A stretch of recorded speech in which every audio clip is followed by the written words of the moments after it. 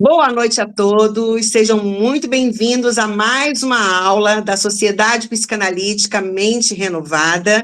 Sejam bem-vindos vocês que estão aqui no ao vivo, sejam bem-vindos vocês que irão assistir depois essa aula que ficará gravada. Muito boa noite ao Elberson, o nosso assistente que está aqui hoje, né, nos dando um suporte de TI. Boa noite à nossa diretora Valdilene Gabriela, que posteriormente irá assistir essa aula.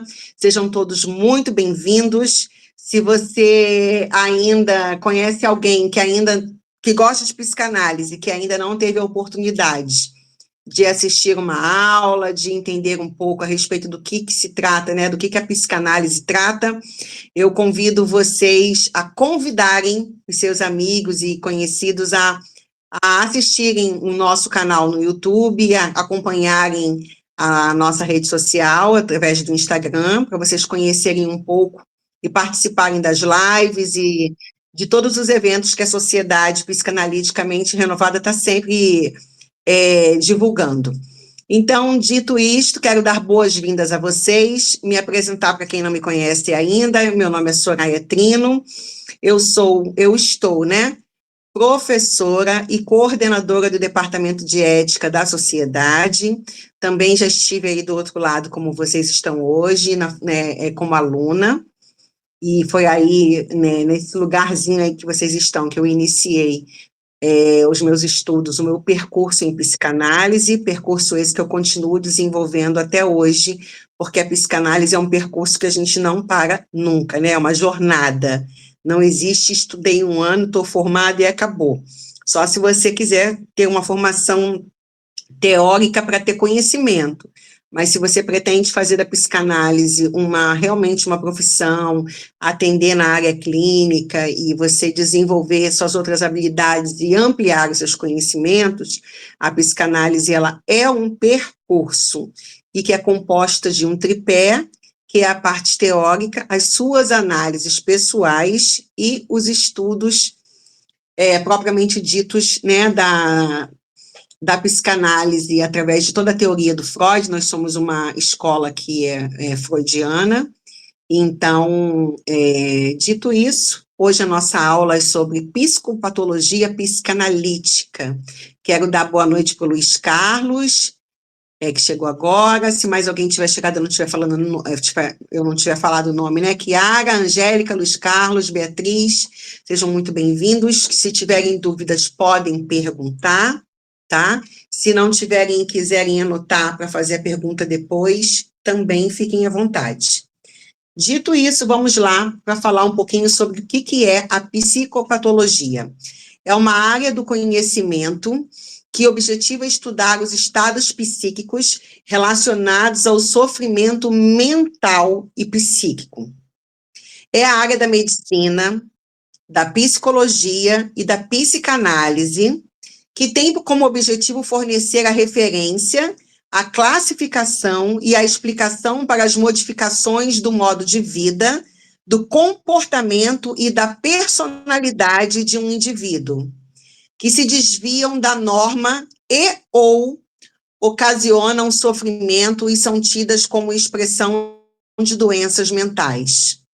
Dessa forma, a psicopatologia pode ser compreendida como um discurso ou um saber, logos, sobre a paixão, que é o patos, da mente e da alma, que é a psique, ou psique, né? Cada um pronuncia essa palavra de uma forma. Ou seja, um discurso representativo a respeito do patos, da área psíquica.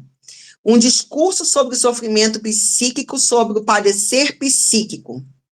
A psique é alada, mas a direção que ela torna lhe é dada pelo patos, ou seja, pelas paixões. Então, aqui nesse quadro, está dando para a gente ver. Vocês estão conseguindo ver a tela toda ampla ou ela para vocês parece um pedacinho cortado? Está bem ampla? Está direitinha? Aqui para mim está ampla. Está ampla, né? Então, vamos lá. Vocês viram que a gente falou em 3 palavras, né? Psico, pato e logia.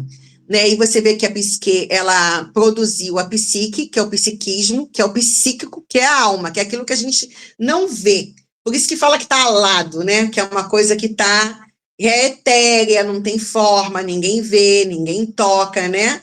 A gente fala assim, é como a gente fala, estou sentindo aqui no coração. Não é no coração que você está sentindo, né? É na sua, né, com a sua psique que você está sentindo, com a sua alma, com as suas emoções. O patos, que é o que resultou em paixão, em excesso, passagem, passividade, sofrimento. Por isso que quando a pessoa está com uma enfermidade física, lembra que no comecinho a gente falou que a psicopatologia é uma área que vai para a área da medicina, da psicologia, da psicanálise, porque dentro da medicina, quando alguém vai para um hospital, por exemplo, se sentindo mal, e aí o médico vai lá e pede uns exames e vai olhar, e aí qual é a patologia, né? O que essa pessoa tem? Porque vem do quê? Passividade, do sofrimento. Qual é o sofrimento psíquico, né? Qual é o sofrimento patológico que essa pessoa tem? Qual é a doença que ela tem? Esse sintoma que ela veio para cá, ela veio para o hospital com febre. Vamos fazer um exame de sangue nela. O que essa febre está mostrando que está acontecendo nesse organismo? Alguma coisa está acontecendo ali. Tem um excesso, tem alguma coisa ali que está levando aquela pessoa a ter febre. Então, vamos descobrir através dos exames o que é? Então, a patologia é disso, do pato, do excesso, do sofrimento que a pessoa está passando. E esse sofrimento pode ser tanto físico, quando a gente está com alguma doença, ou pode ser psicológico, quando é algo na nossa alma. E a logia é o logos, né, que resultou em lógica, em discurso, em narrativa, em conhecimento. Como é que a gente expressa que a gente não está bem? Através da fala. Eu estou me sentindo muito cansada. Eu acho, igual minha amiga hoje de manhã falou comigo, Soraya, eu estou me sentindo enjoada. Falei, mas você está enjoada por quê? Foi alguma coisa que você comeu? Ela falou, eu não sei se... Sabe quando o organismo não está legal? Parece que eu estou querendo ficar resfriada. Falei, já é você, o seu corpo sentindo a mudança de temperatura, né? Parece que tem uma frente fria vindo para cá, para o Rio, agora nesse sábado. Então, ela verbalizou que ela não estava se sentindo bem e que ela estava enjoada. Um bebezinho, uma criança pequena, quando ela está sentindo, quando a criança está com algum incômodo, está se sentindo mal, está com alguma dorzinha, qual é a forma que essa criança encontra de expressar para a gente que não está bem? Através do choro. A criança começa a chorar, começa a resmungar. Por que ela resmunga? Porque ela não sabe ainda verbalizar através de palavras, dizer, mamãe, estou com dor no dente porque o dente está nascendo. Mamãe, minha fralda está molhada. Mamãe, quero uma madeira. Mamãe, quero dormir no seu colinho. A criança não sabe falar ainda, então ela vai chorar, ela vai espernear. Se ela tiver com alguma coisa dentro do corpo que não estiver legal, ela vai sentir febre, um estado febril. Então, a gente vai descobrir através do pato, né, do excesso que aquela criança vai estar ali demonstrando. E nós, adultos, temos a parte do logos, que é a parte da fala, que é a parte do conhecimento, da narrativa, daquilo que a gente pode expressar com as palavras. E o que é a psicanálise? A psicanálise é a cura pela fala, é a cura pelo amor, é a cura pela fala. É você transmitir aquilo que, de repente, você pensa que você nem sabia que você estava incomodada com algo que estava te acontecendo, você vai investigar e dentro do setting analítico você acaba descobrindo o que é que levou você àquela angústia, aquele sofrimento e a estar passando, de repente, por alguma fase difícil da vida. Então, isso é a psicopatologia, né? É a junção dessas três coisas. E só abrindo aqui um espaço, gente, o Elberson acabou de colocar a lista de presença. Vocês, por favor, assinem a lista de presença, que é para poder constar que vocês participaram da aula e tudo direitinho, tá bom? Então, não esqueçam de ir aí na parte do chat, entrar no login que o Elberson colocou e assinarem a lista de presença com o nome de vocês, o nome da aula de hoje, que é Psicopatologia 1, e se quiserem colocar o nome da professora, a professora Soraya Trino, tá bom? Vamos lá. E aí aqui mais um quadro para a gente poder explicar mais um pouquinho do que é a psicopatologia psicanalítica freudiana, que é dividida entre neurose, psicose e perversão. A neurose está mais relacionada com os mecanismos de defesa, com a defesa dessa parte psicológica, que vai do recalque via castração. É o retorno do recalcado. É o que a pessoa faz dentro do setting analítico. A gente vai mexer nas coisas que estão lá no inconsciente. Lembra que a primeira tópica do Freud foi isso? Foi a descoberta, digamos assim, né? Não é que ele descobriu o inconsciente, ele nomeou aquilo que as pessoas antes...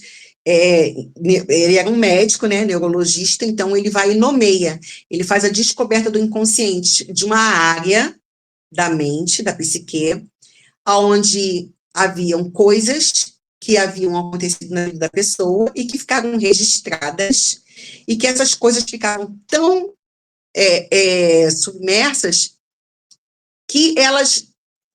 Tá certo, submerso? Acho que tá. Ficava tão escondido lá no fundo que a pessoa estava passando por algum tipo de angústia e ela não sabia por que ela estava passando por aquilo. E aí, dentro do setting analítico, falando e transmitindo ali no momento da terapia, ela colocava para fora lembranças de coisas que aconteciam na infância, de coisas que fizeram com ela, de coisas que ficaram recalcadas, e que ela nem imaginava que estavam ali, que estavam ali quietinhas, e não estava nem incomodando, mas que, de alguma forma, extravasou por intermédio de alguma patologia que a pessoa começou a desenvolver. E que patologia é essa? Uma ansiedade, uma insônia, uma depressão, uma vontade incontrolável de chorar. Então, extravasou isso de alguma forma. Sejam bem-vindos quem está chegando agora, tá? Adriele, acho que o Luiz também chegou agora, né? Sejam bem-vindos. E a parte da psicose, né? O que é psicose? Também defesa. Boa noite. A defesa que é o quê? O que vem a ser a psicose? É a rejeição da realidade. O retorno do real. Aquilo que a pessoa quer rejeitar, que a pessoa não dá conta de fazer a separação. Se aquilo ali é de verdade, está ali na frente dela ou não, se aquilo está acontecendo ou não. Vocês já viram pessoas com a mania de perseguição, pessoas que acham que tem alguém olhando, que tem alguém seguindo, as pessoas esquizofrênicas, né, que acham que tem alguém me olhando ali, tem alguém ali fazendo alguma coisa? Ela está com uma rejeição da realidade, ela está com a mente dela divagando num outro estágio do psiquismo dela. Então, precisa fazer o retorno do real dessa pessoa que tá com isso. E a perversão, que é a defesa, que é... Deixa eu ver se eu escondo isso aqui. A recusa da castração, que é o desvio da lei. Então, a gente hoje vai tratar dos dois principais tópicos, que é a neurose e a psicose. E na segunda aula, que nós daremos numa próxima semana, falaremos sobre a perversão, que a perversão tem muitas nuances. Então, a gente hoje vai tratar da neurose e da psicose. Vamos lá. Neurose. A neurose, ela foi classificada pela primeira vez pelo médico escocês William Cullen, no ano de 1769. Ele definiu as neuroses como doenças nervosas que acarretavam distúrbios da personalidade. O Freud, ao desenvolver a teoria psicanalítica, ressignificou o termo neurose em 1893, para designar a afecção psicogênica, trava-língua, a afecção psicogênica, em que os sintomas são a expressão simbólica de um conflito psíquico. A partir da psicanálise, a neurose passou a ser vista como uma das estruturas psicanalíticas ao lado da psicose e da perversão. Assim, a neurose é vista como um gênero amplo de psicopatologias que se divide principalmente em 3. Não, aqui está 4, né? Que é histeria, fobia, compulsão, é porque são 3, na verdade, que compulsão pode ser compulsão ou obsessão. Histeria, fobia, compulsão ou obsessão, tá? Que é o outro nome dado para compulsão. Uma estrutura psicanalítica que define a personalidade do sujeito, isso é, uma forma da psique do sujeito se estruturar e se relacionar com o mundo. A neurose, por Freud, é um conflito entre o ego e o id, obstruindo uma descarga instintual, uma descarga do instinto. Então, aquele ser humano ele vai estar oscilando numa dessas 3 vertentes, ou na histeria, ou na fobia, ou na compulsão ou obsessão. Quem de nós, ditos normais, né, não temos algum tipo de fobia? Que levante a mão e atire o primeiro copo d'água quem nunca teve uma fobia. Exemplo, tem gente que tem fobia de entrar em elevador. Tem gente que tem fobia de água. Tem gente que tem fobia de determinados insetos. Tem gente que tem fobia com determinadas cores. Tem gente que tem fobia com determinados tipos de alimento. Então, são variados os tipos de fobia. E qualquer pessoa pode ter. Não significa que a pessoa está doente, ou que é neurótico. Todos nós temos um grau de neurose. E isso é bom. O que a gente não pode ter é psicose e perversão. Mas neuróticos, todos nós somos em alguma esfera da vida. E ok, tá tudo bem. Por isso, quando chega alguém dentro do setting analítico para compartilhar que está com algum tipo de medo exacerbado, que está com algum tipo de dificuldade, não consigo mais entrar em elevador, e aí você vai, através da análise, vai cavando pouco a pouco para descobrir como se iniciou aquele medo, o que foi que disparou aquele gatilho, por que aquela pessoa tá se sentindo assim. Então, a gente começa a investigar, aí lá na parte recalcada do inconsciente, e aí a gente vai descobrir por que a pessoa está desenvolvendo aquela neurose fóbica. Até aqui tudo ok, gente? Estou tentando...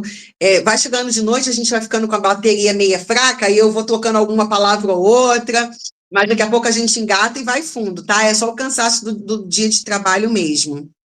A fobia é nascida no trauma? Foi o que você escreveu aí?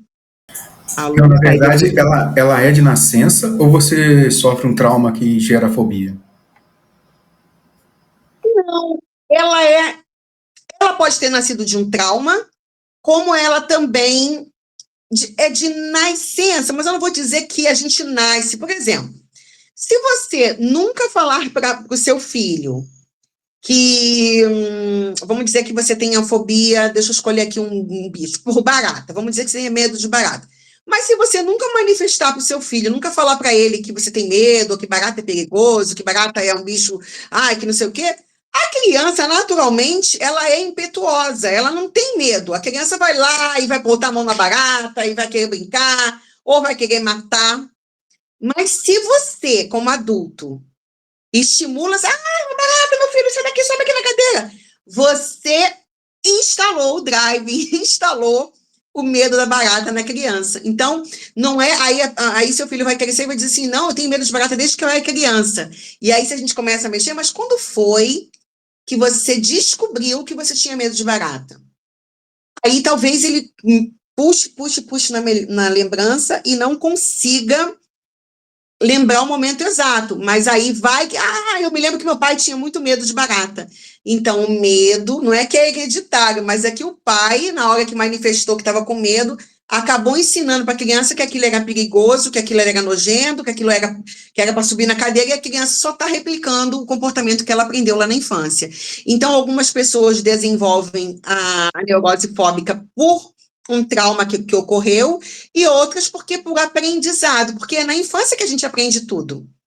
Então, algumas pessoas podem desenvolver uma neurose fóbica depois de adultas. Eu tenho uma paciente que ela trabalhou durante muitos anos dentro de uma empresa de call center, uma empresa bem famosa que tem aqui no Rio de Janeiro.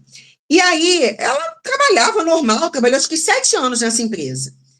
E aí, de repente, um dia, quando ela estava saindo para almoçar, ela presenciou os colegas de trabalho ficarem presos dentro do elevador da empresa. O que aconteceu?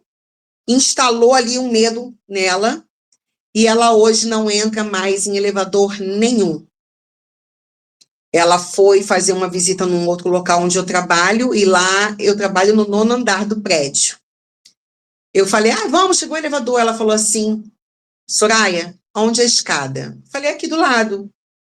Aí ela, então vai que eu te encontro lá em cima. Eu falei, mas são 9 lances de escada, são 9 andares. 9 lances não, né? São vários lances de escada, são 9 andares. Aí ela, não tem problema. Eu falei, mas entra no elevador comigo, eu vou com você. Ela falou, não. Aí ela começou a gritar. Ela, não, se você não quer, eu não vou. Eu falei, não, peraí, calma. Vai de escada, então, e eu te espero lá em cima. Porque a gente tem que respeitar. E aí depois, quando ela estava lá em cima, já na sala, eu dei água, dei café e tal, e aí eu falei com ela assim, quando foi que isso começou? Ela, não sei, eu só sei que eu tenho medo. Eu falei, não, calma, isso não, eu te conheço há muitos anos. Eu nunca vi você tendo esse comportamento. A gente já viajou, a gente já andou em vários outros locais, eu nunca vi você com esse pavor de elevador. Isso teve um início. O que foi que aconteceu com você no elevador? Aí ela falou, olha, eu não sei se foi lá, mas nesse local que eu trabalhava, eu presenciei os colegas ficarem presos muitas horas dentro de um elevador. Depois disso, eu não consigo mais. Então, eu entendi que é uma neurose fóbica instalada, depois de ela já com 40 e poucos anos de idade, por uma coisa que ela presenciou outras pessoas passarem. Não foi nem ela que ficou presa, foram outros colegas. Então, por mais que eu diga, o elevador é seguro, tem câmera aqui, a gente está com celular, qualquer coisa a gente liga, o porteiro abre, não interessa. Ela tem medo, então, enquanto ela não quiser trabalhar e lidar com isso, ela vai continuar subindo escadas. Não importa se 20 andares, se 10, se 3, se 1. Então, a neurose é isso, ela meio que nasce no sentido de que quando você é criança, alguém te ensina, ou a partir até de alguma experiência ruim que você mesmo venha a ter quando criança. Você, de repente, prendeu um dedo de uma correia de um relógio, que tinha um negócio que prendeu. Aí a criança entrou em pânico e registrou aquilo. E aí, depois, toda vez que ela vê um relógio, ela vai achar que aquele relógio vai prender o dedo dela também. Aí foi alguém que instalou? Não. Se instalou a partir de um trauma, né? De uma experiência que ela teve com um determinado objeto. Então, a neurose é um conflito, né? Entre o ego e o id, né? É a descarga do instinto humano, né? Nós somos instinto o tempo todo. Qual o nome do evento de hoje, gente? Neuroses, desculpa, cheguei atrasada. Oi, a aula de hoje é Psicopatologia 1, e hoje nós estamos tratando sobre neurose e psicose, que é o que compõe a psicopatologia 1 dentro da psicanálise freudiana. E depois a gente vai tratar sobre perversão. Então, a gente está passeando aqui, a gente já falou um pouquinho, neurose, psicose, perversão, explicamos um pouquinho sobre o que é a psicopatologia, né, psique, alma, o pato que vem de sofrimento e a logia que vem da fala, do saber. Então, depois você pode puxar, a aula vai ficar gravada, vocês que forem chegando após, podem pegar aqui, Fundamentos da Psicopatologia Psicanalítica, ok? Então, vamos lá. As neuroses são transtornos. Então, a pessoa fala assim, fulano é doente, tem neurose. Não, de novo eu já expliquei, vou falar para poder isso ficar registrado para vocês. Todos nós somos neuróticos. Todos nós temos algum nível de neurose, algum medo, alguma fobia, alguma coisinha porque é parte normal da psique humana, tá? De todo ser humano. Ah, mas você não tem medo de nada. Se a gente for investigar, você vai descobrir que tem alguma coisa que não te agrada, mas que você vive bem com isso. O que passa a ser o transtorno? Quando afeta a vida das pessoas ao lado, como dessa pessoa que eu citei, que ela faz um escândalo perto de quem tiver, ela quer subir de escada e não importa se tem 20 andares, ela vai subir de escada. Então, as neuroses, elas são transtornos da afetividade, daquilo que afeta o ser humano, que levam as pessoas a experimentar sentimentos e reações motoras incomuns ou incontroláveis, com perfeita conservação do juízo da realidade. Você vê que a minha amiga, ela entende que ela está num prédio, ela entende que vai para o 9º andar, ela entende que ela está indo para uma sala conversar comigo, ela entende que o elevador é seguro, mas ela tem um medo incontrolável que faz até ela gritar, até passar vergonha perto dos outros, porque ela quer ir de escada e não me força. E aí a gente, ok, não vou te forçar não, pode ir, sobe de escada. Você vê que ela não fugiu da realidade, ela não está vivendo num universo paralelo, ela não acha que tem ninguém ali em golpe psicótico olhando ela. Ela só não consegue lidar com aquilo. Ela não trabalhou aquilo dentro dela. Assim, um neurótico fóbico pode sentir intenso medo ante uma situação ou objeto que ele saiba não representar nenhum perigo. O elevador não dá nenhum perigo. Ah, mas se faltar luz? Ah, mas se não sei o quê? Tem como abrir a porta. Isso quer dizer que os neuróticos percebem e julgam a realidade como todo mundo, mas reagem, na reação que está a diferença. Eles reagem de forma distinta. Essa característica os distinguem dos psicóticos, conforme eu falei, que exibem uma alteração do juízo de realidade. Em termos clínicos, significa que os psicóticos, em geral, apresentam delírios e os neuróticos não. Essa é a diferença, tá? A neurose é um transtorno que não deixa a pessoa livre de observar a realidade. Já a psicose, a pessoa vai ter delírio. Então, é bem assim, né? A pessoa com psicose, ela vai variar, que está vendo coisas até onde não tem. Causas da neurose. Não há um único fator que possa ser apontado como causa das neuroses.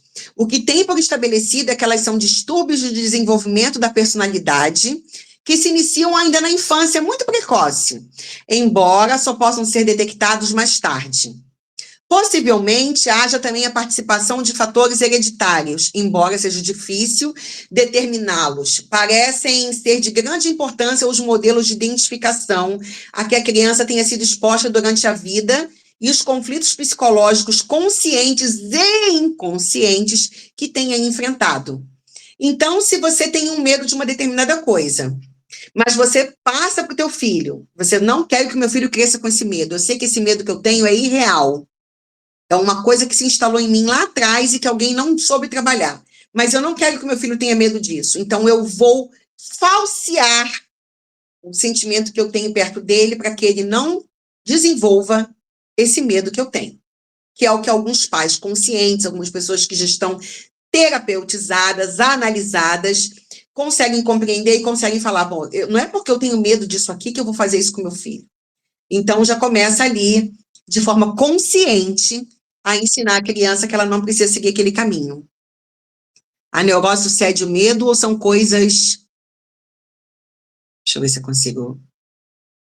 Consegue ler aí para mim, Elberson, por favor? Sim. A neurose sucede o medo ou são coisas independentes e diferentes? A neurose, ela sucede o medo, tá? Toda neurose vai ser um medo de alguma coisa que vai se instalar na pessoa. Embora o medo... a pessoa pode estar com medo de uma coisa e não ser neurótica, mas a pessoa pode ser neurótica, tá tendo uma neurose fóbica determinada por um medo. Quer ver um exemplo bem claro para vocês? Quando eu era criança, eu sempre gosto de contar esse exemplo. Quando eu era criança, passava na minha casa um pessoal que era... passava de porta em porta, as pessoas da Testemunha de Jeová com um livro, Minhas Histórias Bíblicas. Minha mãe foi e comprou um livro daquele para mim, que era uma forma que ela tinha de me ensinar a Bíblia. E aí tinha figuras, desenhos, imagens, porque a Bíblia com letras mesmo, coisa escrita, Para a criança que é pequena, ainda está sendo alfabetizada, não é muito interessante. Com figura e desenho, a criança, né, o olho brilha. Aí minha mãe ia me contando as histórias. Aí chegou um determinado momento que no livro tinha umas imagens das pragas do Egito, das 10 pragas do Egito, e uma dessas pragas eram gafanhotos. E aí tinha o desenho, né, dos gafanhotos assim em cima dos egípcios, e a pele deles, assim, os gafanhotos comendo a lavoura. Quando eu vi aquele desenho, ali fez um tchum, instalou em mim. Eu morava num bairro lá em Nova Iguaçu, na Baixada Fluminense, que era uma zona rural. E nesse lugar tinha mato. E onde tem mato tem grilo, rã, perereca, sapo, vagalume, cigarra, tudo isso aí eu tive contato com isso na infância. Então, quando o mato estava muito grande, o mato próximo do quintal, do terreno próximo da minha casa estava grande, eu pulava. Gafanhoto na minha casa, entrava. Eu entrava em pânico, eu gritava, mas eu gritava. E sempre que o gafanhoto entrava na minha casa, em cima de quem que ele pulava? De mim. Isso que era um imã. Aí eu falava assim, depois que eu fui crescendo, né, eu já estava adulta, e é porque está escrito na Bíblia, aquilo que eu temo me sobrevém, eu estou sentindo medo, e o gafanhoto veio em cima de mim. E teve um dia, gente, que eu tive uma crise psicótica, tá? Aí foi uma psicose mesmo que eu tive, porque eu tinha visto o gafanhoto, ele tinha entrado, eu gritei para matarem, aí minha família ficava rindo, e quanto mais eles riam, mais eu me desesperava, ao ponto de que depois eu fiquei do lado de fora na porta da sala, e eu olhava para o sofá, e eu fui vendo o gafanhoto crescendo, ele ficou desse tamanho assim na minha visão. Por quê? Porque o meu sofrimento foi tanto, eu entrei num sofrimento tão grande, que aquele gafanhoto que era pequeno, que ninguém achou onde ele tinha ido, para mim ele apareceu grandão, e eu falava, ele está ali! E eu chorando, e todo mundo rindo. E quando a minha mãe viu que eu já estava perdendo fôlego, que eu estava ficando roxa, que eu estava realmente tendo uma crise psicótica ali por causa daquilo, aí ela pegou um pau, pegou um negócio lá e começou a bater no sofá, bater. Quando ela começou a bater naquilo, aí aquela imagem do gafanhoto se desfez, e aí eu pensei comigo, né, minha mãe matou o gafanhoto, ele não tá mais ali, minha mãe, pronto, eu matei ele, pode entrar agora. Aí você matou mesmo, você jura? Ela falou, matei. Aí eu entrei, tomei banho, tomei água com açúcar e tal, mas foi uma experiência muito ruim para mim. Então, durante muito tempo, quando eu tinha que fazer viagens a trabalho, por exemplo, que eu ia para algum lugar e que tinha um bicho desse, até em igreja já aconteceu de eu estar no culto e entrar gafanhoto. Então, assim, aí eu já, maior, já falava, não, peraí, tá, pulou, eu não quero que aquele negócio chegue perto de mim, vou pedir para alguém matar. Eu falava, ó, irmão, irmã, alguém, gente, tira aquele bicho dali, por favor, eu não quero que pule em mim, porque eu me incomodo. Mas hoje eu já consigo me controlar, porque eu entendo onde foi que a minha fobia do gafanhoto apareceu, como foi que ela se instalou. Não foi ninguém que me ensinou que ele fazia nada.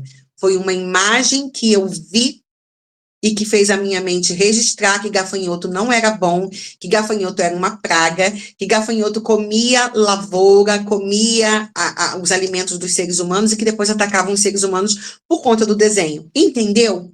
Da onde veio aquele medo? Minha mãe, em nenhum momento na historinha, leu e falou: olha, os gafanhotos vão comer você. Ela não falou. Ela falou: então, Deus mandou as pragas. Primeiro o rio, a água do rio se transformou em sangue. Ela foi lendo. Quando eu vi a imagem, tanto que eu vi a imagem do rio se transformando em sangue, aquilo era para mim. Viu a morte dos primogênitos? Então, ok, porque é castigo do faraó, porque não deixou o povo hebreu sair.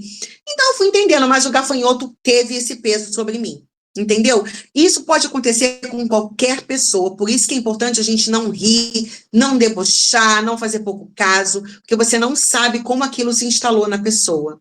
É você tentar buscar trazer ela para a realidade, dela entender que aquilo ali não vai fazer nada contra ela. Sintomas da neurose.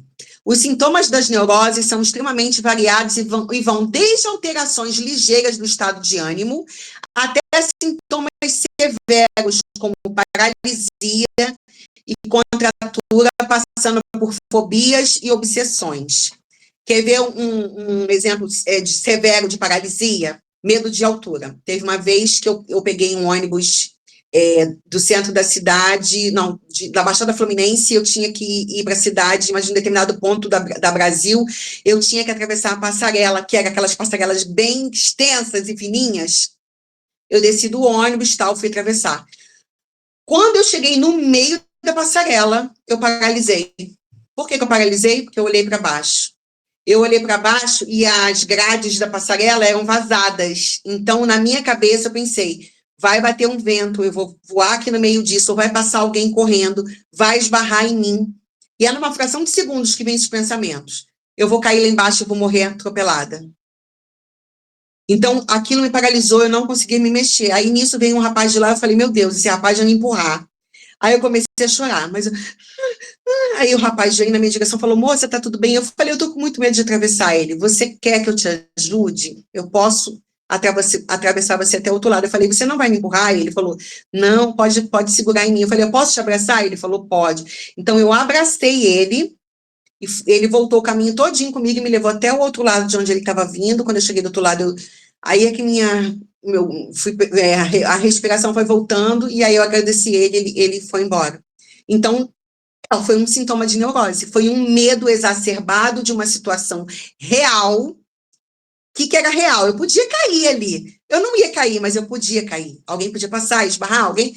Então, esse é um exemplo de paralisia. Eu paralisei no meio. Aí, quanto mais eu estava no meio, mais desespero dava.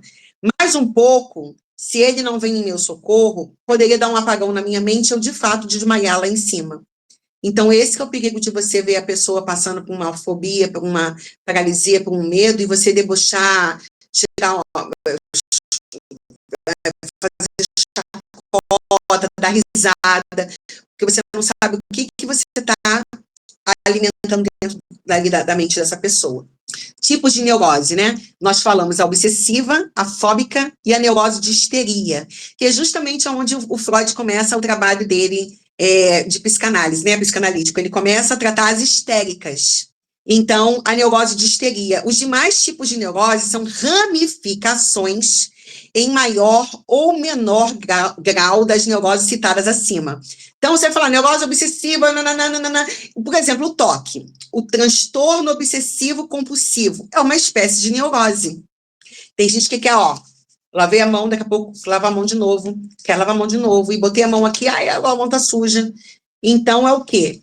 É um transtorno que ela tá ali lidando com a realidade, ela tá aqui numa mesa, mas ela acha que se ela botar a mão no objeto, tem uma bactéria aqui, contaminou minha mão, tem que passar álcool. Acabei de passar álcool, tem que passar de novo. Acabei de lavar, tem que lavar outra vez. É uma espécie de neurose. Neuroses obsessivas. A neurose obsessiva é um tipo de neurose que se caracteriza pela presença de sintomas compulsivos, né? Como eu falei, o toque, o transtorno obsessivo compulsivo, a compulsão por determinado comportamento que a pessoa tem, como as ideias persistentes e a realização de atos não desejáveis. A pessoa não quer ficar lavando a mão toda hora, mas ela não tem controle sobre isso. E quando a mente humana é invadida contra a vontade do indivíduo por imagens, ideias ou palavras. Conforme a teoria freudiana, na neurose obsessiva, a consciência e a razão permanecem lúcidas e intactas. Porém, essas obsessões incontroláveis podem privar o pensamento e a ação do indivíduo. As neuroses obsessivas são fenômenos gerados pelo conflito interno devido à frustração de um impulso instintivo. Todo excesso esconde uma falta, alguma coisa ali naquela pessoa que ela está mascarando, que ela está escondendo, que ela está recalcada e que está saindo por intermédio de um comportamento repetitivo, compulsivo. Considera-se que a neurose obsessiva é o reflexo das nossas vivências, traumas e recalques. Sendo assim, os sintomas desse tipo de neurose são como uma expressão simbólica de um conflito psíquico. Para Freud, a neurose obsessiva tem relação com a fixação e a regressão à fase anal sádica, e também com o desenvolvimento de um superego bastante rígido, Quando fala em anal sádica, não estamos falando de relação anal, não, tá, gente? É sobre as fases do desenvolvimento psicossexual de todo ser humano. A fase anal, a fase... Vamos lá, gente, me ajuda aí a lembrar. Elber? Dá nota 0 para todo mundo, hein? Não chegar nessa... Pode falar, Beatriz. Fase Fase oral. oral. Isso aí, eu tô fazendo assim, ó. Fase fálica, isso. É alguma coisa que ficou. Pode falar, gente, quem aqui queria falar, pode falar, Beatriz. Só ligar o microfone. Não, já coloquei ali fase oral, tem Fase a fálica. Isso. Então, é dessas fases do desenvolvimento psicossexual da criança. Então, alguma coisa lá atrás, na época que estava se desenvolvendo essa fase, não ficou legal. A pessoa recalcou e está saindo por intermédio de um comportamento persistente, embora a consciência da pessoa esteja ok. Tipo, eu tenho uma paciente que ela instalou-se nela, e eu sei os motivos pelos quais se instalou isso. A gente andando uma vez na rua, ela via, tipo assim, sabe como tem saco de lixo num canto assim na rua, perto do poste, perto de algum lugar que lixeira não passou ainda? Ela viu um lixo, ela paralisou. Aí eu falei, oi, fulana, mas o que foi? Ô, Begônia, o que foi a Begônia?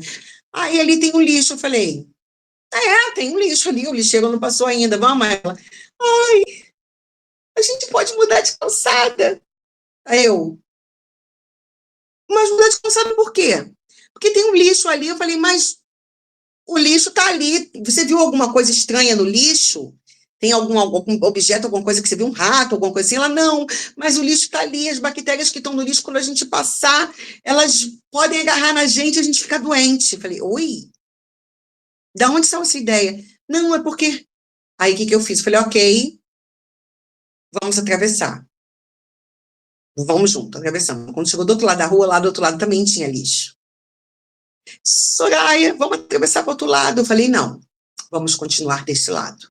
Você está comigo, você está consciente, e a gente agora vai conversar, e você vai olhar nos meus olhos enquanto a gente estiver andando, e a gente vai continuar andando. Mas e o lixo? Eu falei, o lixo vai continuar ali parado onde está. Até que venha o lixeiro e pegue ele, tire. Mas vamos começar a conversar, da onde foi que se instalou isso? Aí eu comecei a conversar com ela, ela atravessou, ela foi andando comigo na calçada, mas as lágrimas escorrendo pelo rosto. Vou rir porque a pessoa ficou com medo de um saco de lixo. Não era do saco de lixo. Tem algo lá atrás da infância, que depois a gente conversando, a gente em análise, ela foi colocando para fora, que fez ela ficar com esse pavor de ver coisa, de ver lixo e achar que o lixo ia subir nela e ia sujar ela. As neuroses obsessivas, elas refletem sintomas intensos e exagerados como preocupar-se excessivamente com limpeza, lavar as mãos repetidamente, verificar diversas vezes porta, janela, gás, não usar roupa de determinada cor, acreditando que tem alguma crença, alguma coisa relacionada à cor. Tem uma vez uma pessoa que eu conhecia, que ela foi na minha casa, e eu toda contente porque eu estava recebendo ela na minha casa, fiz uma lasanha de queijo com molho e tal, e fiz de sobremesa um pavê de pêssego. Então, um pavê de pêssego amarelinho, cheio de pêssego picadinho em cima. A pessoa ficou em pânico quando viu aquilo. Eu falei, mas você não gosta de pavê, você não gosta de lasanha? Não é isso. Soraya, você não vai entender. Eu não posso... Eu tenho pavor de amarelo. Vou falar, pronto. Falei, mas o que tem? Na época eu não estudava psicanálise, não tinha esse entendimento. Eu falei, mas o que tem a cor amarela? O queijo é amarelo, a lasanha, o macarrão é amarelo, o pavê é amarelo porque é de pêssego. Ela falou, não como, não adianta. Se você me chamasse para comer arroz, feijão e batata frita, eu não ia comer batata frita, eu ia comer o arroz e o feijão, mas a batata frita não, porque ela é amarela. Ou seja, na cabeça dela, a cor amarela fazia algum tipo de mal para ela. Então, como na época eu não estudava nada a respeito, eu não entendia o que era, aí eu falei, caramba, que palhaçada! Pô, eu gastei um dinheirão fazendo lasanha, um dinheirão fazendo pavê para a pessoa ficar aqui, né? Falei, tá, tu come o que você quiser aí, então. Ela comeu arroz, sei lá com o quê, o restinho de alguma outra coisa que tinha lá, e a comida que estava saborosa, a sobremesa, ela não comeu. Não passar por determinados lugares, esse exemplo que eu dei da paciente, que não quis passar na calçada porque tinha um saco de lixo fechado, amarrado perto do poste. E qualquer outro tipo de manifestação obsessiva, como o próprio nome já diz, é uma obsessão que a pessoa tem. O que são as neuroses para Freud? Na obra A Disposição à Neurose Obsessiva, uma contribuição ao problema da escolha da neurose, Freud sugere que a neurose obsessiva é uma fixação a uma regressão à fase anal sádica, conforme nós falamos. Além disso, Freud sugere que uma ultrapassagem cronológica do desenvolvimento libidinal pelo desenvolvimento do ego deve ser incluída na disposição à neurose obsessiva. Uma precocidade desse tipo tornaria necessária a escolha de um objeto sob a influência dos instintos do ego, numa época em que os instintos sexuais não assumiam sua forma final, e uma fixação no estágio da organização pré-genital seria, assim, abandonada. Assim, na relação de objeto, o ódio vai preceder o amor, e os neuróticos obsessivos têm que desenvolver uma supermoralidade para proteger o seu objeto, o amor da hostilidade que espreita por trás disso. Seria como dizendo assim, vamos dizer que a pessoa tenha pensamentos, desejos, que se instalaram desde lá da infância, na fase em que a pessoa está descobrindo o corpo, né? Tá, o que é isso aqui? Não entendeu o que é um seio, e eu gostei porque alguém encostou, e aí alguém disse, não pode botar a mão aí. A criança, o que a criança faz? Registrou, e se botar a mão nessa parte aqui é sujo. E eu estou citando o seio aqui, tá? Porque todo mundo tem seio, homens e mulheres têm seio, para não citar as partes genitais. Mas que aqui todo mundo é que é adulto, estudante de psicanálise, a gente entende. Botei a mão aqui, não pode. Recalquei aquilo, e aí toda vez que eu vejo aquele objeto de desejo que dá vontade de eu colocar a minha mão, eu entendi que aquilo é sujo, eu vou fazer o que com a minha mão? Álcool, vou lavar. Então, significa que todo mundo que lava na mão, está passando álcool, tem algum desejo sexual recalcado, reprimido? Não sabemos. Saberemos se a pessoa entrar em análise. Que aí a gente vai investigar como é que foi a infância, como é que foi o desenvolvimento psicossexual dela, o que para ela, quais são as crenças religiosas, quais são as crenças morais, como é que é o ambiente familiar dela, o que para ela é ou não proibido, o que é para ela ou não tabu. Então, a gente vai entendendo a partir disso aí. Então, o obsessivo, ele troca, ele faz uma ponte, né? Eu não posso, de repente, beber isso aqui, porque isso aqui é água, tá, gente? Ó. Não posso beber água, mas, na verdade, eu queria beber cachaça, mas aí, já que eu não posso, aí eu vou beber água, vou ficar me entupindo de água, entendeu? Eu tô trocando uma coisa por outra. É que você tá bebendo água. Nossa, você gosta tanto assim de água? Eu gosto, mas mentira. Na verdade, aquela pessoa tava querendo era tomar uma caninha mesmo.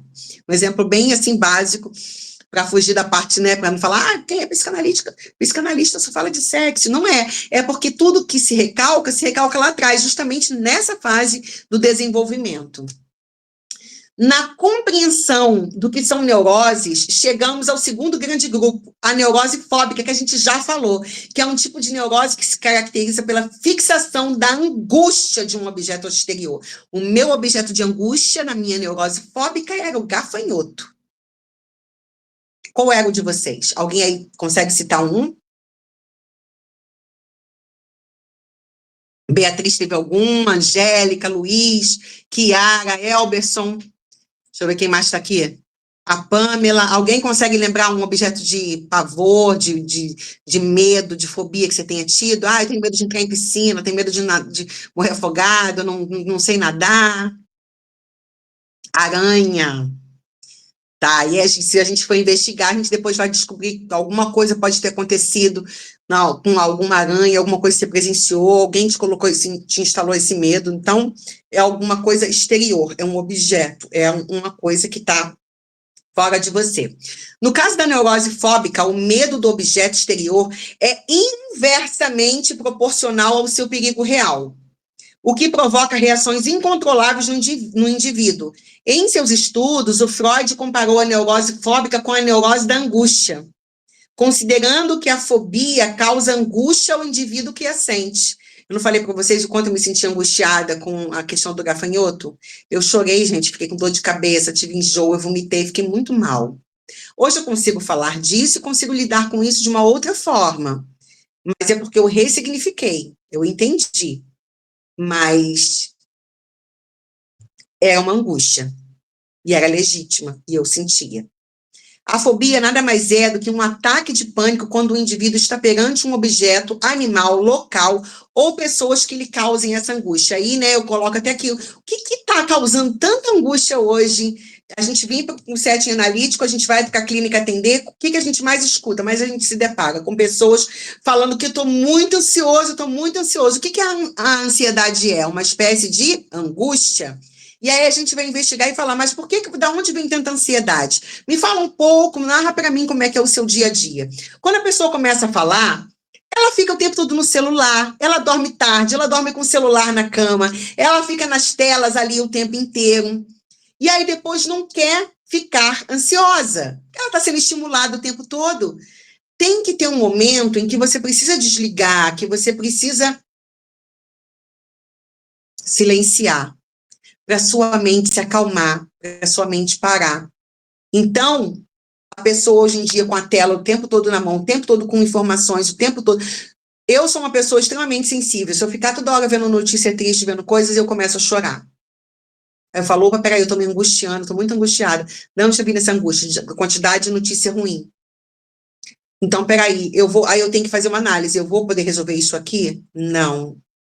Por que eu estou me prendendo de ficar olhando isso aqui toda hora para me fazer mal, arruinar com a minha psique, com a minha alma? Então, pontinho aqui com o telefone, deixa eu dar uma olhada num livro, deixa eu olhar ali a varanda, olhar o ar, olhar o passarinho que estiver voando, para me desligar daquela coisa que está do objeto que está me causando angústia. A fobia nada mais é do que um ataque de pânico quando um indivíduo está perante um objeto, animal, local ou pessoa que lhe cause angústia. A origem da neurose fóbica está relacionada à fase fálica, pois o indivíduo se sente ameaçado em razão do processo de castração. Não tem quando o menino, ele começa a ver a menina de repente nua, né? E aí ele vê que a menina não tem o piu-piu, aí ele olha e fala, ih, cortaram dela. Se eu não ficar quietinho, se eu não me comportar, pode ser que cortem o meu também. Aí se instala na cabeça da criança, na imaginação dela, que alguém vai vir e vai cortar o piu-piu. Que ele viu que na menina não tem, ele não entendeu ainda que a anatomia corporal de um homem e de uma mulher são diferentes, de um menino e de uma menina são diferentes. Então, na fase fálica, na fase que está ali desenvolvendo, né, os órgãos genitais, que a criança tem a experiência, ou que vai, às vezes, tomar banho com o pai ou com a mãe, e observa o corpo e não entende. Poxa, por que será que o corpo da mamãe tem assim, o do papai assim? Será que cortaram da mamãe? Então, a criança não fala, mas ela está ali elucubrando vários pensamentos. Então, os sentimentos de amor, ódio pelos pais ficam recalcados e inconscientes, tornando conscientes apenas o receio que tais sentimentos lhe provocam. A pessoa considera que a fobia é um episódio... Lê para mim, Elberson, por favor, porque aparece só me pedindo. Professor, considero fobia um episódio esses dias durante uma cena que assisti. Tive um choque, revivi algo que aconteceu comigo. Senti a mesma sensação que no dia que aconteceu. Foi um gatilho. Disparou um gatilho. Alguma coisa que aconteceu, que quando aconteceu de novo, você reviveu todo o trauma que aquele primeiro episódio causou em você. E aí, realmente, a pessoa pode ter um ataque de fobia, pode ficar ali muito mal. Mas você conseguiu ficar bem depois, Pamela? Ficou legal? Conseguiu entender e identificar o que estava acontecendo? Sim, que bom. É o gatilho, é o famoso gatilho. A pessoa faz alguma coisa que te remete àquela primeira coisa ruim que aconteceu. Então, nós temos exemplos de fobia. Claustrofobia, medo de lugares fechados. Agorafobia, medo de água. Acrofobia, a fobia à escuridão e aos meios de transporte. As fobias sociais e, em casos especiais, a eritrofobia, a fobia aos contatos humanos e de animais. Medo de ficar doente, medo de morrer e pavor de enlouquecer. Tem pessoas que vivem verdadeiras angústias com tudo isso. gente aqui com medo de injeção, com medo de que... uma paciente minha, uma vez entrou numa paranoia, não estava só em neurose, ela estava paranoica de pensar que se ela fosse na rua, que alguém ia passar, porque ela ficou lendo o negócio de lenda urbana, a gente foi investigar, ela ficou lendo, vendo casos de coisa assim, que alguém ia passar na rua e ia furar ela com uma agulha, que a agulha está infectada com uma doença, que ela ia pegar uma doença. Então, ela não queria ir na rua para não ter contato com agulha. Eu falei, mas quem é que está na rua com agulha? Não, mas tem um grupo de pessoas que anda. Eu falei, mas aonde você viu isso? E ela, Soraya, você não está acreditando em mim? Eu falei, estou acreditando em você. A gente só vai descobrir qual é o lugar onde tem essas pessoas para você não ir lá. Vamos caminhar junto? Onde foi que você leu isso? Onde foi que você viu isso? Eu estou legitimando a sua dor. Sua dor é legítima. O que você acredita faz sentido, mas vamos caminhar junto. Onde é que esse lugar que tem essas pessoas? Qualquer lugar, todo lugar. Não quer nem receber ninguém na porta de casa, porque pode ter alguém com uma agulha na hora que ela abrir a porta e alguém enfiar alguma agulha nela. Então, pavor, né? Essa pessoa está indo com uma coisa de enlouquecedora. Então, e é real. Neurose histérica. A neurose de histeria é um tipo de neurose que se caracteriza principalmente por estados de alteração da consciência, ocasionando amnésia e perda de memória. Na neurose de histeria podem ocorrer manifestações sensitivas ou motoras, paralisia, cegueira e alguns tipos de tiques. Geralmente, os sintomas da neurose de histeria são temporários e passageiros. E em seus estudos sobre a histeria, o Freud a definiu como sendo uma variante anormal do comportamento, uma atitude exagerada de origem psíquica. Na histeria, o indivíduo encena doenças como forma de escapar de situações que considera insuperáveis. E na época que tinha tratamento das histéricas, eu estava até lendo um artigo esses dias, falando sobre como é que foi que surgiram os vibradores, que hoje em dia são usados como apetrechos sexuais. As mulheres histéricas, elas ficavam com paralisias, elas tinham reações, sensações e coisas, que os médicos faziam exames e iam olhar, não tinha nada, essa paciente não tem nada. E aí, de repente, um médico vai e começa a fazer massagem na pelve das pacientes, e ali toca na área genital, a pessoa tinha uma descarga orgásmica, e aí, depois que ela tinha aquilo ali, ela saía daquela coisa de tensão, daquela rigidez, e voltava, saía do consultório mais aliviada. Começaram, aí uma vai espalhando para a outra, né? Olha, fui no médico, ele fez uma massagem aqui, um negócio que, deu uma coisa, eu fui lá, porque vamos lembrar que no início do século não tinha liberdade sexual, era tabu falar de algumas coisas. Aí a pessoa, uma falou para a outra, aí começa todo mundo ir no médico para ganhar aquela massagem, a pessoa saía daquele estado de paralisia, aí é quando os médicos começam a ficar exaustos, imagina toda hora todo mundo fazendo o mesmo movimento com várias, 2, 3, 10 pessoas num dia de atendimento, e aí eles começam a fazer os primeiros vibradores, que eram uns aparelhos compridos assim, com uma bolinha na ponta, que iria semelhante a um massageador que a gente usa hoje em dia para massagear a tensão muscular. Ia fazendo aquilo, e aí começam a usar os massageadores, as histéricas começam a liberarem a tensão, e aí depois, mais tarde, eles introduzem isso para usar como forma erótica, como brinquedo sexual e para perversões e para outras coisas. Mas é só a título de conhecimento, a histeria faz esse tipo de coisa. Né? A pessoa tem doenças, grita e faz uns negócios, e fica rígida, e fica tensa, que não sei o quê, e não tem um motivo aparente, não tem nada dentro do patos. Ela está sentindo, mas é no psiquismo. É alguma coisa ali dentro da cabeça que ela não retraiu, e aí a pessoa acaba entrando né, paralisia, cegueira, coisa, mas se a pessoa está cega, como? O que aconteceu? Caiu alguma coisa no olho, o médico vai lá, olha, faz exame, bota o negócio lá dentro, bota a colírio. Não tem nada aqui, a vista dela está perfeita, a retina está perfeita, mas como é que ela não está enxergando? Algum choque, algum trauma, alguma coisa que aconteceu que provocou isso. E a gente começa o tratamento, né, a gente descobre o tratamento do Freud com as histéricas, começa com o caso Ana O, que na verdade a Ana O, né, que era um codinome que ele usava para paciente, igual eu uso a Begônia, né, todo mundo é Begônia, a Ana O é a Berta Pappenheim, que foi o caso onde analisado pelo Freud, ele descobriu que as manifestações físicas dos histéricos estavam relacionadas a lembranças reprimidas de grande intensidade, que tais manifestações físicas eram teatrais. Os indivíduos portadores da neurose de histeria apresentavam sintomas característicos de alguma doença e, por essa razão, tais sintomas foram divididos em dois grandes grupos, os dissociativos e conversivos. Vamos diferenciar o que são neuroses a partir dessa distinção de dois tipos de neurose de histeria: dissociativa e conversiva. No transtorno dissociativo, a neurose dissociativa, há a predominância de um rompimento com a realidade. Rompeu com a realidade. O que pode ocasionar desmaio, amnésia, automatismo, entre outros sintomas.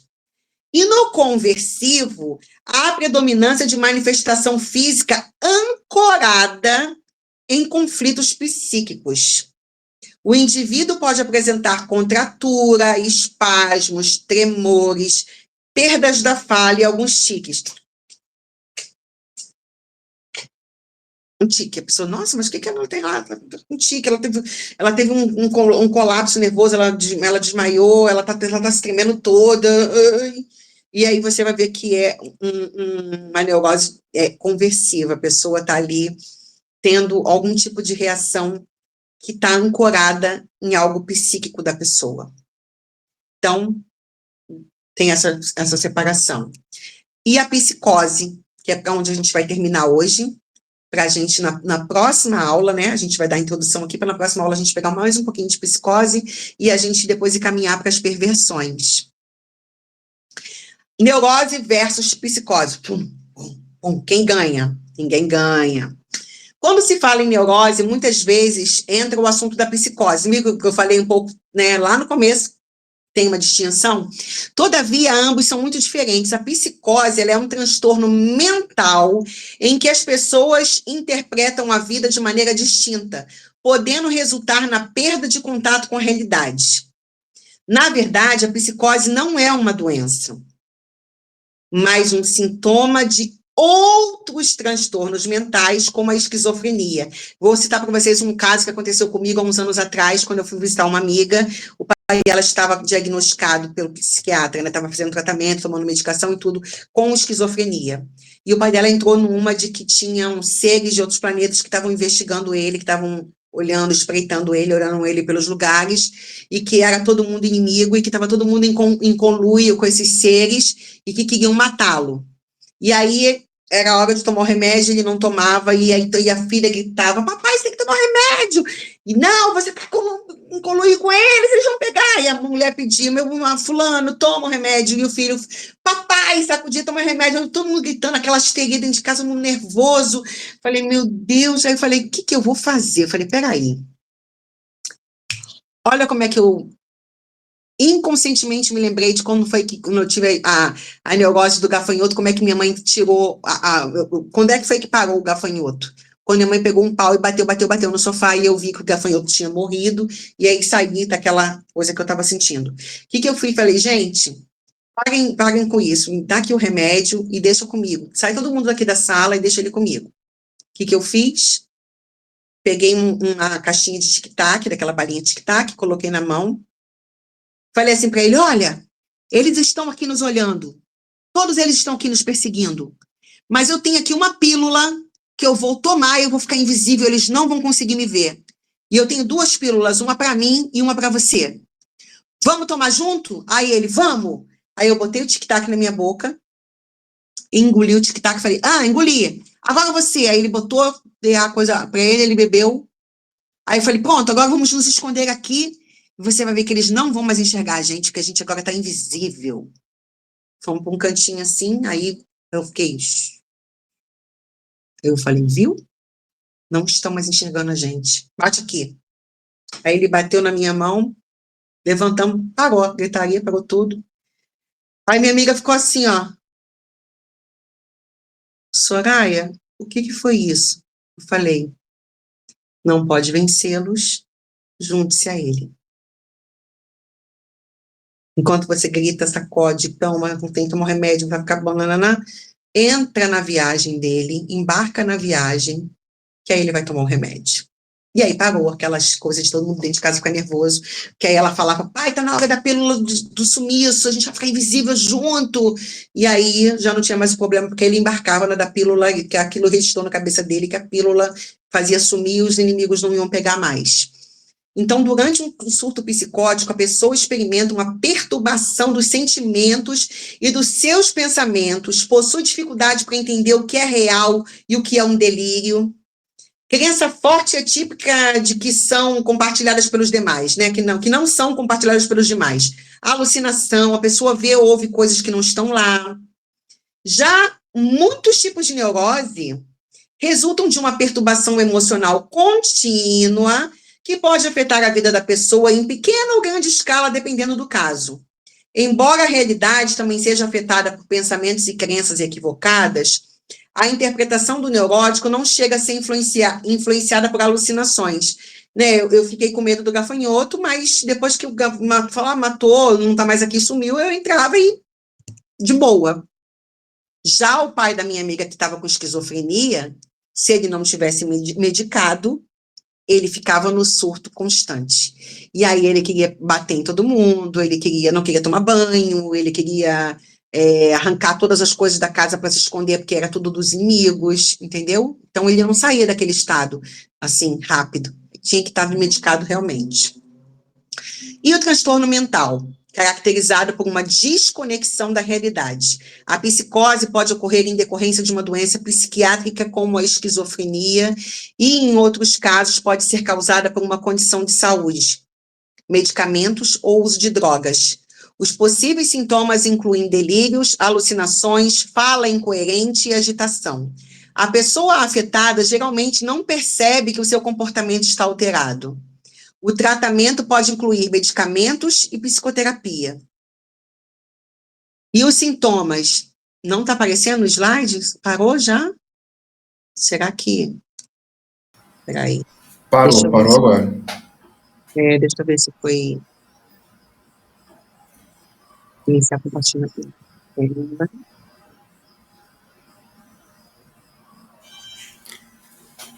Vamos ver se ele vai...